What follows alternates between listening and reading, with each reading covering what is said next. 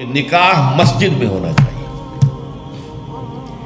یہ بات جو ہے شروع میں تو لوگوں کو عجیب سی لگی، لیکن جو دلائل میں نے دیے وہ اتنے کنونسنگ تھے کہ الحمدللہ اس کو تو لوگوں نے بہت جلد قبول کر لیا۔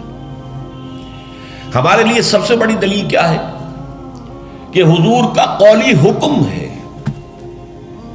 اعلنوا ھذا النکاح واجعلوہ فی المساجد، نکاح کا اعلان عام کیا کرو اور مسجدوں میں منعقد کیا کرو۔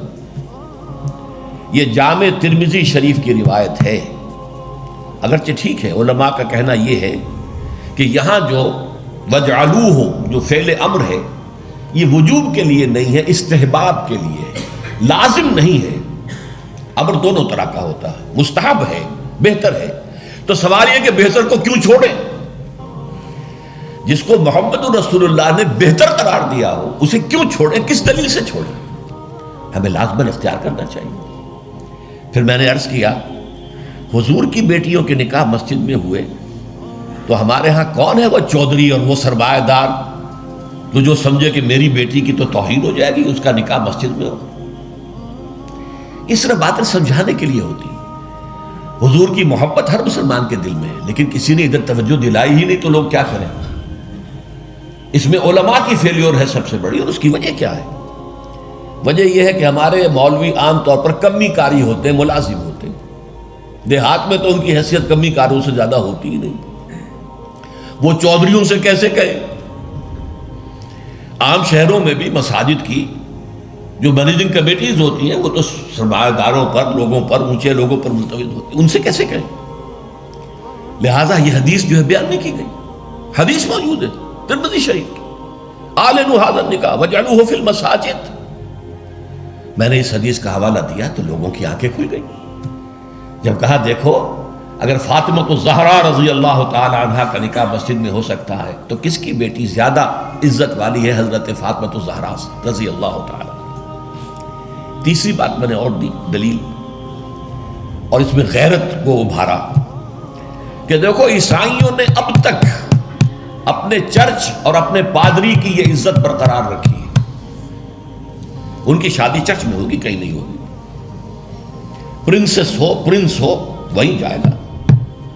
اور اس میں مجھے ایک واقعہ یاد آتا ہے، جب شادی ہونے والی تھی پرنس اینڈریو کی، اس کی بیوی کا سارا فرگوسن جو نام تھا، اور وہ ذرا نٹ کھٹ قسم کی لڑکی، کیا عورت تھی پوری، تو اس نے یہ کہا تھا، اس کا بیان آیا تھا، I will not say, I am not a timid type of woman. I won't say I will obey him. اس سے مجھے معلوم ہوا کہ ان کے نکاح کے اندر یہ قول بھی ہوتا ہے کہ پادری کے سامنے چرچ میں کھڑے ہو کر، چونکہ ان کے ہاں پردہ نہیں ہے، لڑکا اور لڑکی دونوں آمنے سامنے کھڑے ہو کر ایجاب و قبول کرتے ہیں، اور لڑکی یہ بھی کہتی ہے کہ میں اس کی تابع داری کروں گی۔ اس نے کہا میں نہیں کہوں گی، یہ کہنا تو پڑا، اس کے بغیر وہ پرنس اینڈریو کی دلہن نہیں بن سکتی تھی۔ شادی جو ہے وہ تو بہرحال چرچ میں ہوئی۔ ہمارا مولوی بیچارہ بغل میں دبا کر وہ رجسٹر اور بیٹھا سوکھ رہا ہوتا ہے، بھرات تو ابھی آئی نہیں ہے، 2 گھنٹے گزر گئے، بیٹھا ہوا۔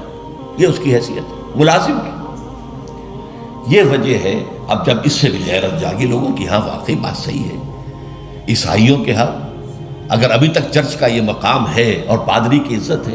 چوتھی دلیل میں نے اور دی، دیکھو نکاح سے کیا ہوتا ہے کہ ہمارے اس معاشرے میں ایک نئے خاندان کی بنیاد پڑتی ہے، اس کے لیے دعا کرنا، خیر، برکت، بھلائی، سعادت، یہ اس نکاح کا جز ہوتا ہے۔ لکھتے بھی ہیں کہ دعا میں شریک ہو۔ اب ظاہر بات ہے کہ دعا کا ماحول آپ نے باہر جو ہے بڑے قالین بچھا لیے قیمتی، اور ان کو قیمتی صوفے رکھ لیے، اور بڑے سنہری قسم کے شامیانے لگا لیے، لیکن وہاں پر ماحول کیا ہوتا ہے؟ سگریٹیں پی رہے ہیں، دھواں سگریٹوں کا، قہقہے لگ رہے ہیں، غیبتیں ہو رہی ہیں، اور یہ کہ کوئی بھانڈ آ گئے ہیں، فحش گوئی کر رہے ہیں۔ اس حال میں کوئی شخص جو ہے کونے میں بیٹھے ہوا مولوی صاحب جو من من من من من کر کے وہ کچھ پڑھتے ہیں اور کہتے ہیں دعا کر لو۔ اب دعا کیا خاک کر لو؟ دعا کے لیے ماحول ہوتا ہے، دل کی آمادگی ہوتی ہے، ذہنی اور نفسیاتی تیاری ہوتی ہے، تب دعا ہوتی ہے۔ یہ ماحول ہمارا اس میں ہم نماز کے لیے جمع ہوئے ہیں، جمعے کے لیے جمع ہوئے ہیں، مسجد ہے، پاک ماحول ہے، لوگ اپنی اپنی حد تک اچھے کپڑے پہن کے آئے ہیں اور اس کے اندر عطر بھی لگایا ہے، حضور کی سنتیں ہیں یہ، اس طرح جمعے کی تیاری کیا کرو۔ اس ماحول کے اندر کوئی دھواں نہیں ہے سگریٹ کا، کوئی قہقہ نہیں ہے، کوئی غیبتیں نہیں ہو رہی ہیں، کوئی بکواس نہیں ہو رہی ہے، یہاں دعا کا ماحول ہے۔ تو یہ 4 دلیلیں ایسی تھیں کہ جو قاطع تھیں اور ہیں الحمدللہ۔ تو پہلی بات، مسجد کے اندر نکاح کی محفل منعقد کی جائے، اس کے لیے میں سمجھتا ہوں کہ ذرا سی تعلیم اور تلقین اگر ہو جائے، اور اگر حکومت کی سطح پر یہ کام ہو، ابھی تک تو یہ میں انفرادی طور پر ہو چکے ہیں، اب اس کو 30 برس میں نے جدوجہد کی ہے، ہماری تحریک کے تحت ہوئی ہے، اگر کہیں یہ سرکاری سطح پر، حکومت کی سطح پر ہو جائے تو یقیناً یہ ہے، میں کہتا رہا ہوں کہ بھئی برادریوں کے سطح پر فیصلہ کرو چلو، لیکن سرکاری سطح پر ہو جائے تو کیا کہیں۔